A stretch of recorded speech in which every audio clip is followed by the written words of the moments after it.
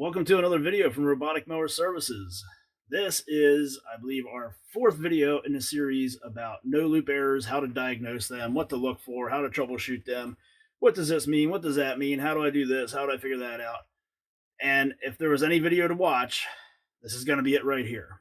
I say that because we see what goes on social media. We see a lot of those questions that are asked. We get a lot of emails, and I am telling you right now, I know for sure this is going to benefit a lot of people out there because we explain this process over and over again through email. Now we're just going to make it easier because we're going to just give you a little bit more detail here and kind of show you in action what we're describing to you. And it's not only the consumers out there that are going to benefit from this. There's a lot of dealers that are going to benefit from this as well. And you know, this is something that is going to make life easier for a lot of people involved with Automower. And from here on out, if you haven't subscribed to this channel, make sure to subscribe, because from here on out, you're going to get to see a lot of good stuff that's going to really help you out, help you save some time, and help you save some money in your repairs and everything to do with the no-loop error and the confusion and all the stuff that comes with it. So let's just jump right into this. You know it's serious when I got the whiteboard out, right? Here's what we got. We've obviously got our Automower here, charging station here in blue, a boundary wire going around here in red, and this is our guide wire. So here's where we're going to start out. You know, we showed you in the last video the flashing green light no loop error caused by the eco mode feature, and before that we showed you the different colors of the LED indicator in the charging stations for the Automowers and what they all mean. Now, there's a bit of confusion between getting a no-loop error when you have a solid green LED in the charging station and getting a no-loop error when you have a solid blue LED in the charging station. Not flashing blue, not flashing green, solid blue, solid green. So to review, obviously solid green is what you're looking for, because that's supposed to mean that everything is good to go. That means that your boundary wire is up and working. You have power going out, you have power coming back in. The solid green light has nothing to do with your guide wire. Boundary wire only. Solid blue light basically means the same thing as a solid green light, except it means your signal coming through that wire is weak. So you have power coming out, you have it going the whole way around your system and back in. It's going to give a weak signal because you've probably used too much wire. You've probably exceeded that recommended 800 meters of wire in your boundary system, or you've used the wrong kind of wire. The solid blue light is not something you will find on every charging station. Years ago, that was on, I think, all the charging stations back, around 2016, 2017. For years, they've said they're going to do away with that. They're going to change it. There's still a lot of mowers out there where the charging station will give that solid blue indicator. And I think there's some new ones now coming out again that have it. So it's out there, so we need to talk about it. We need to address it because people are confused by it. So solid blue, low signal quality, solid green, supposed to be good. So now here's the scenario. We have this all set up here. We have our Automower. It's coming out here. We have a solid blue light in our charging station. And that's it. Let's do away with this right here. So we just got that loop right there. So we got easy boundary wire set up. Our mower comes out here, just mows around everything. No problem. We have it set up that way for, like a year. No issues. We decide that we're going to add something to our yard, maybe put in a garden, maybe put in a flower bed or something, and that's where we're going to put this in here. And we're going to make this island, and we're going to come out here and back down. Now, we already had a solid blue light, meaning that we were pretty limited on our signal strength because we exceeded the amount of wire. We put this in, and it's still a solid blue light. It didn't go to flashing, meaning that we have no signal coming back around through. We just have an even weaker signal now because we knew it was weak and we added more to it. So now you finish that up. Send your mower out to mow. It's mowing all around over in here. It's doing great. Comes over in here and gets to the middle of this area, and it sniffs around a little bit, doesn't know what it's doing, gets all confused, and just stops. You're going to get a no loop error on the mower, on your app. You might even get one saying that it's outside of the working area. It all depends on which one it decides to throw. And you're going to be confused because you're going to go out there, you're going to say, what the heck's going on? You're going to try to start it, nothing. And you might pick it up, look at it. You might take it back here to the charging station, put it in there, tell it to start. And eventually, it's going to come out, it's going to start mowing again. And it's going to get back out around here and do it all over again. What is causing that is the fact that you had a weak signal and you added more to it. So now your signal coming from your boundary wire into this wide open area isn't reaching that wide open area anymore. Most of these automowers, it should be, if you stay below the 800 meter mark, a lot of the manuals, the older ones would say like 100 feet from the boundary wire is the furthest the mower can get before it loses signal. We always try to stay with, around 80, because if you also read in the manual, if you take this mower here that's working great out here, and it's working with that charging station, and you bring another mower in here and you pair it up with that same charging station, there can be a 10% difference in the signal quality between the different mowers.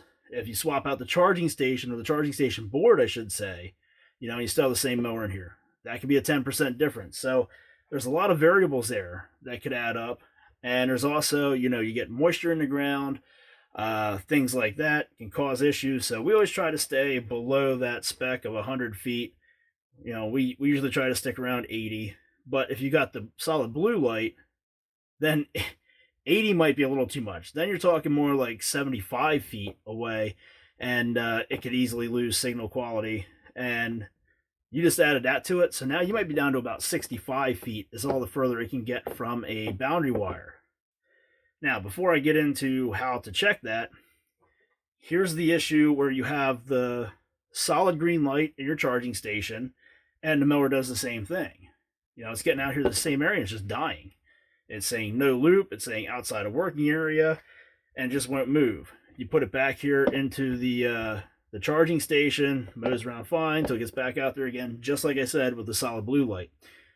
Well, your charging station might be one of the newer ones that doesn't have the ability to give a solid blue light, and it'll only have solid green, flashing blue, flashing red, or solid red, and not have that indicator on it. So it's actually doing the same thing, but you just don't have that solid blue light to tell you that. So here's what you're going to do. You're going to hit the stop button. You're going to open up the hatch. You're going to put your PIN code in there. You're going to clear that out, the no loop error or outside working area error. And either on that home screen, or if you want to, you can go to the menu, whichever, anywhere on there, no matter what screen you're on, just press the 0 button. It's going to bring up the quick info menu. And this is one we showed you with the disconnect error for the app. In that quick info menu, you're going to select info, and you're going to go down to loop. And there, you're going to bring up a screen where it's going to show you the signal quality for your front and rear loop sensors on your Automower. You're going to have right and left on the front, right and left on the back. The right and left in the back are actually on the main board on the 400, 300 series. Their front is the small little loop sensor there. You'll probably see our video. If you go down through our library, we have a video showing how to change that front loop sensor. And this is how you're going to tell whether it's something with the loop sensor or it's something with your installation. Because you'll see the signal qualities there, and you'll probably see that it's really low for the front, possibly starting to get low for the back. But, the front one's going to be your big indicator, because that's the one that's always creeping towards everything and doing all the sensing first. So if that number is down anywhere close to 50, I'd say you've got some issues with your boundary system. Usually it's like, I think 50 is the cutoff. When it drops to 40, then it's done. It's just dead in the water. We try to aim for like 60, because that gives us a little bit of wiggle room. You could have that 10% difference, if you swap out the charging station board, or after you put the new loop sensor board in, where that can be affected. And we don't have that come out and just keep changing wires around, We want to be able to keep our wires in there, not have to worry about it, and still be able to have this thing good to go. So it drops down there. It gets down to below 50. It's done. Aim for 60 if you can. And again, that's going to be a good indicator of whether or not it's just that your wires are too far apart and the motor's not picking up the signal, or possibly that you have an issue with your loop sensor itself. Because if this is happening like over here by the boundary wire, then it's going to be more evident that it's something with the loop sensor, because you'll do the same thing. You'll open that up, you'll push the mower around a little bit manually, and you'll see those numbers just fluctuate over and over really bad. I mean, like really jumping around, sometimes maybe even flash the whole way down to 0 on that front loop sensor, and that's your issue. You got it back over here in this area, you push it around for a little bit, and it just doesn't get much more than 50 at the most. Then you got a problem where your boundary wire is just not putting out enough signal to reach this area here. So you might have to add a little bit of a fake island. You might have to take something away from that island to give more signal strength in there. It might be a bad connector, but either way, now you have a pretty good idea that it's probably not a loop sensor, because it's happening in such a wide area, and it's consistently rising and decreasing. And a good way to make sure it's definitely working right is you can get out there to the boundary wire. As you get closer to the boundary wire, all of your signal quality, front and back, are going to increase to the point where you get right up on it. You're going to be at maximum, and then you go over it. Now it's negative outside of this boundary wire, positive inside it. Your loop signal sensor in the front will show all negative values. The back one will show all high positive values. So hopefully that makes sense. It's something that a lot of people just seem to miss and don't quite understand, but that's a good way to tell what's going on with your boundary wire and whether or not it's an issue with the actual mower itself, or whether it's something with the wire and the placement of the wire. And that's going to help narrow it down. It's going to save you a lot of time and a lot of money from having people come out there with different testers and all that stuff to check this stuff out. It's also a good way to tell if you put an island in and you get out here at the end and you cross this wire, your wire coming in from this side, you hook it in over there, and you hook this one over here into there. You take this mower and you bring up that menu and you're watching those sensors, and you just push it anywhere around us, it's going to all of a sudden, out in here it'd be normal. You get close to that, because the signal is reversed, because you swap those wires around, it is going to do a bunch of goofy things. And those numbers are going to make no sense to you whatsoever. And that's your indicator that this is wrong, and that's what your problem here, and that's why this won't cross over.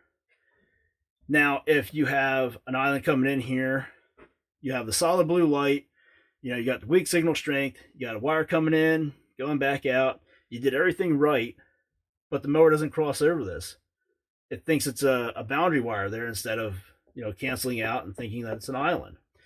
You can do that same thing. You can go in there and check your signal strength, and if you see that it's dropping way down, or I'm sorry, if it's coming up to this wire and it's getting really high and it goes over just a little bit, and you see that it starts to go negative, what's happening there is that these two wires are too far apart and it's not canceling out. They need to be right on top of each other rather than an inch apart, because there's not enough signal strength to be able to cancel each other out.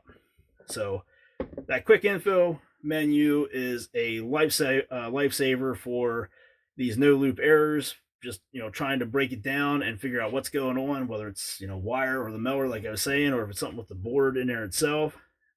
And you can see here, this is your signal quality for your guide wire. You can also use this to check the guide wire, because everybody thinks that the green light has something to do with the guide wire. It doesn't. So you want to know if the mower is picking up the signal from your guide wire? Right here. This G value, that's for the guide wire. And on one side of the guide wire, you got positive. One side of the guide wire, you got negative. And if you're not familiar with which one's positive, which one's negative, as I showed you here, when the automower goes outside of the boundary wire, that becomes a negative signal. back would still be positive. A lot of people still think that this guide wire is just an antenna wire, and as long as it runs from here to there, that's all that matters. That is not correct. It needs to run from here to here, but you have to remember that the signal keeps going around the boundary wire back to the charging station, so it just created a whole new, let me grab a marker here. So this right here, inside of all this, this is a whole new loop error or area right inside of here.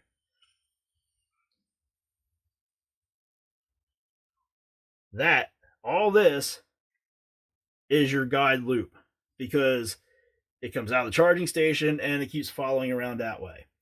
So if the mower is in here on this side, you're going to have a positive value on your guide wire sensor, and if you have it over here, this is going to be negative. So it's pretty simple, and if you put it right on top of there, you'll be able to see that it's definitely picking it up. You'll get real close to it, like with the boundary wire, and you'll see those values go up through the roof. Drop it over a little bit, negative. That's how you know that it's definitely picking up your guide wire. Your guide wire is good. If your guide wire wasn't connected, it wouldn't show a value for it. If it was broken, it wouldn't show a value for it. So there you go. That's how you check your guide wire for sure, to rule out any issues with it. And like I said, this is going to save you a ton of time. This is going to save you a ton of money, a ton of effort, because it's pretty simple to do. You just open the keypad edge up, like I said, and you go in there, push that 0 button, bring up the quick info menu, check the sensor quality. Right here, just push the mower around a little bit with the hatch open and see what's going on. Same thing for your charging station. You can go in here and you can check the values for your charging station. You can check your near signal. You can check your far signal. It's all right there.